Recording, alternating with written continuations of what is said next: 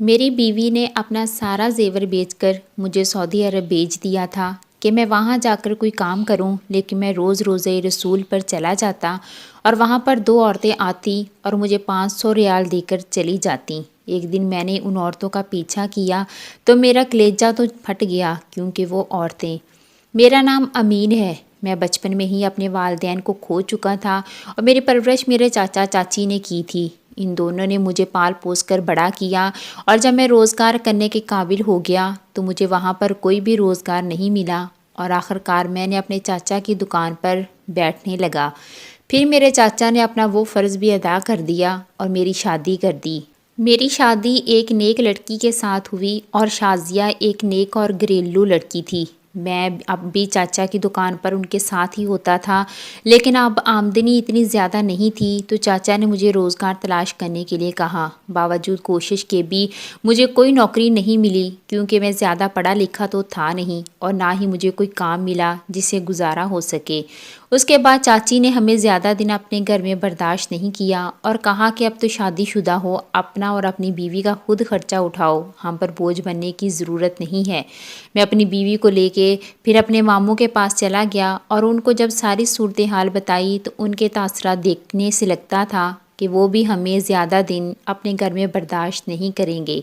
کیونکہ ماموں ممانی بھی اپنی روزی روٹی چلا رہے تھے، وہ کب تک ہمارا خرچہ اٹھاتے۔ اس لیے میری بیوی نے کہا کہ ایسا نہ ہو کہ یہ لوگ بھی ہمیں گھر سے نکال دیں، اس لیے تمہیں کوئی کام کر لو۔ لیکن مجھے کوئی کام نہ ملا تو آخر کار میری بیوی نے اپنا سارا زیور بیچ دیا اور مجھے سعودی عرب بھیج دیا، اور میری بیوی نے مجھے کہا کہ اب سعودیہ جا کے تم خوب محنت کرنا تاکہ ہم اپنا کوئی گھر بار بنا سکیں۔ اب میں جب سعودیہ چلا گیا تو وہاں میری پوری کوشش یہ تھی کہ میں دن رات محنت کروں تاکہ مجھے کوئی روزگار مل سکے، اور پھر میں اپنی بیوی کو بھی خرچہ بھیج سکوں، اور میں روز کام کے لیے نکل جاتا اور لیکن مایوس ہو کر واپس آ جاتا، اور میرے پاس اب خرچہ بھی ختم ہو رہا تھا۔ مجھے آخر کار کوئی بھی نوکری نہ ملی، نہ کوئی روزگار ملا۔ مجھے آخر کار ایک ہی کام نظر آیا کہ میں روز روزہ رسول صلی اللہ علیہ وسلم پر چلا گیا، اور وہاں جا کر میں دن رات اللہ کی عبادت کرنے لگا،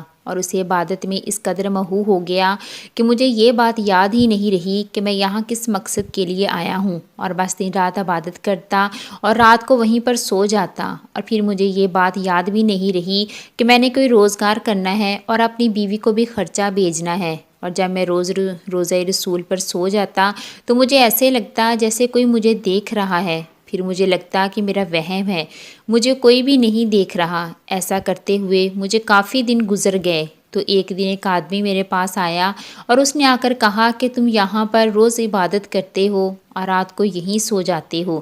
تو کیا ہوا ہے جس پر مجھے آج تک کوئی ہمدرد نہیں ملا تھا۔ میں نے اسے سارا قصہ سنایا کہ میں یہاں پر روزگار کے لیے آیا تھا، لیکن مجھے کوئی بھی کام نہیں ملا، اس لیے میں اب یہاں سارا دن عبادت کرتا ہوں اور رات کو یہیں پر سو جاتا ہوں۔ اس شخص نے مجھ پر ترس کھایا اور مجھے کہا کہ آج تم میرے ساتھ چلو میرے مہمان بن کر۔ میں بہت زیادہ شرمندہ ہوا اس کے سامنے، کیونکہ میں وہاں جانا نہیں چاہتا تھا، لیکن وہ مجھے مجبور کر کے اپنے ساتھ لے گیا۔ جب میں اس کے گھر گیا تو انہوں نے مجھے اچھا کھانا کھلایا اور مجھے زبردستی وہاں رکنے کے لیے کہا۔ میں وہاں رکنا نہیں چاہتا تھا، لیکن ان کے مہمان نوازی دیکھ کر میں وہاں رک گیا، لیکن میں نے چھت پر سونے کو ترجیح دی۔ چھت پر ایک ہی کمرہ تھا اور باہر کھلا صحن تھا، اور میں نے چارپائی صحن میں لگا لی اور وہیں سو گیا۔ صبح جب میری آنکھ کھلی تو میرے کمرے میں وجود تھا اور کمرے کا دروازہ بھی بند تھا۔ مجھے بہت زیادہ حیرت ہوئی کہ میں باہر صحن میں سویا تھا تو میں اب یہاں کمرے میں کیا کر رہا ہوں۔ یہ سب کچھ چھوڑ چھاڑ کر جب نیچے آیا تو وہاں پر کوئی بھی موجود نہیں تھا، بلکہ صحن کے پاس ایک جگہ پر ایک پرچی رکھی ہوئی تھی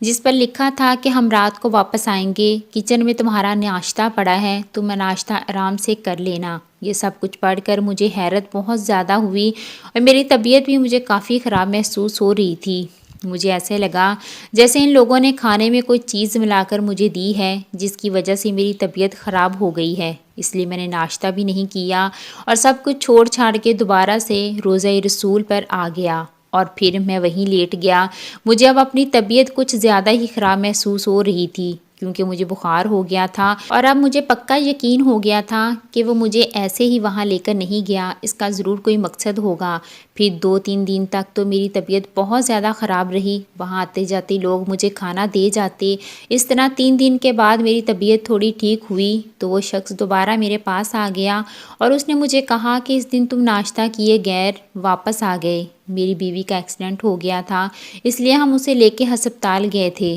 لیکن مجھے اب اس شخص میں کوئی دلچسپی نہیں تھی، کیونکہ میرے دل میں یہ بات بیٹھ گئی تھی کہ وہ اچھا آدمی نہیں ہے، ضرور کوئی غلط کام کرتا ہے۔ اسی وجہ سے میں اب اس سے دور ہی رہنا چاہتا تھا، اس لیے میں نے اسے کوئی بھی جواب نہیں دیا تو وہ میرے رویے سے مایوس ہو کے چلا گیا۔ پھر 3-4 دن بعد مجھے ایسے لگا جیسے مجھے کوئی دیکھ رہا ہے، تو ایک دن اچانک 2 عورتیں میرے پاس آئیں اور انہوں نے مجھے 100 ریال پکڑا دیا۔ اب تو روز ایسا ہونے لگا کہ وہ عورتیں آتی اور مجھے 100 ریال پکڑا کر چلی جاتی۔ مجھے بہت زیادہ حیرت کا جھٹکا لگا کہ یہ عورتیں ایسا کیوں کر رہی ہیں، کیونکہ نہ تو میں ان کو جانتا تھا، تو پھر وہ مجھے پیسے کیوں دے کر جاتی ہیں، اور ویسے روز تو تقریباً ہوتا تھا ایسا، لیکن اب آس پاس کے لوگ بھی جب دیکھتے میرے ہاتھوں میں پیسے ہیں تو وہ بہت زیادہ حیرت کا اظہار کرتے، اور دوسری طرف جو بھی نمازی وہاں آتے جب ان کے منہ سے میں بات سنتا تو میرے پاؤں کے نیچے سے زمین نکل جاتی، اور پھر میں نے تہیہ کر لیا کہ میں ان عورتوں سے پیسے نہیں لوں گا۔ مجھے تو پتہ بھی نہیں تھا کہ وہ عورتیں کون ہیں۔ ایک دن کچھ نمازی میرے پاس بیٹھے ہوئے تھے تو وہ عورتیں دوبارہ آ گئیں اور میں اٹھ کے ان کے پاس چلا گیا۔ انہوں نے مجھے پیسے پکڑائے اور وہاں سے چلی گئیں۔ میرے ہاتھ میں پیسے تھے، وہ نمازی میری طرف دیکھ کے باتیں کرنے لگے تو مجھے اور زیادہ پریشانی ہونے لگی کہ آخر کیا معاملہ ہے۔ اگلے دن میں نے اس بات کا ارادہ کیا کہ میں ان عورتوں کا پیچھا کروں گا تاکہ حقیقت جان سکوں کہ یہ کون ہے اور کیوں مجھے پیسے دے کر جاتی ہیں۔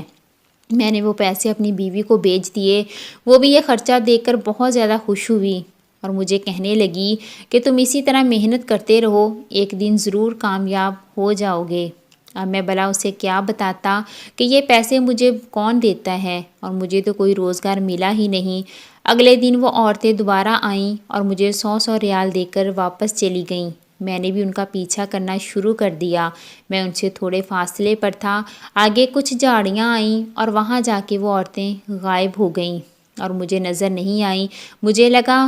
فاصلہ زیادہ تھا، اس لیے میں ٹھیک سے ان کا پیچھا نہیں کر سکا، اس لیے میں دوبارہ سے اپنی جگہ پر واپس آ گیا۔ اگلے دن جب وہ دوبارہ آئیں تو میں نے اب قریب سے ان کا پیچھا کرنا شروع کر دیا۔ جب وہ جھاڑیاں آئیں تو وہاں جا کے وہ دونوں ہوا میں تحلیل ہو گئیں اور مجھے سمجھ نہیں آئی کہ وہ دونوں عورتیں کہاں گئیں،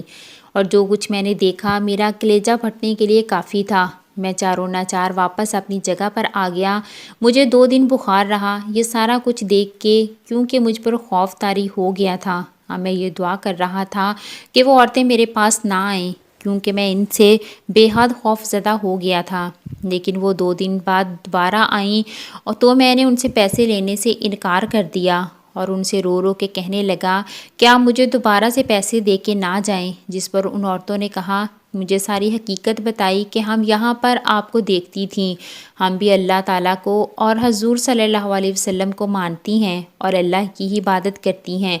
ہم بھی اللہ ہی کی مخلوق ہیں، لیکن جب آپ کو اتنے دن پریشان دیکھا تو ہمیں بہت ہی حیرت ہوئی کہ آپ روز یہاں پر اللہ کی عبادت کرتے ہیں اور رات کو روزہ رسول صلی اللہ علیہ وسلم پر ہی سو جاتے ہیں اور رو رو کر روزگار کی دعا کرتے تھے، اس لیے ہم آپ کے پاس مدد کرنے کے لیے آئیں۔ اور انہوں نے مجھے یہ بھی بتایا کہ اس دن آپ ایک آدمی کے ساتھ اس کے گھر چلے گئے تھے، ہم تو وہاں بھی پہنچ گئی تھی اور آپ صحن میں سوئے ہوئے تھے، لیکن جب اچانک بارش شروع ہو گئی تو ہم نے آپ کو کمرے میں کر دیا کہ بارش میں گیلے نہ ہوں،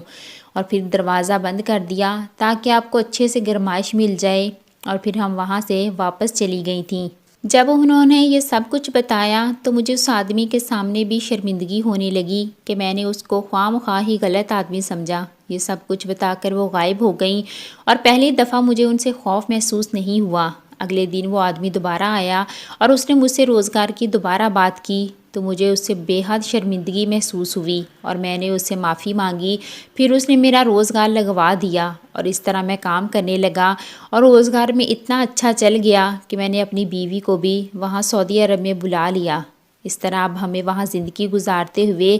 10 سال ہو گئے ہیں، لیکن ان عورتوں والے واقعہ پر آج تک میری بیوی اور اس سعودی آدمی کے علاوہ کسی نے یقین نہیں کیا اور نہ ہی کوئی یقین کرتا ہے۔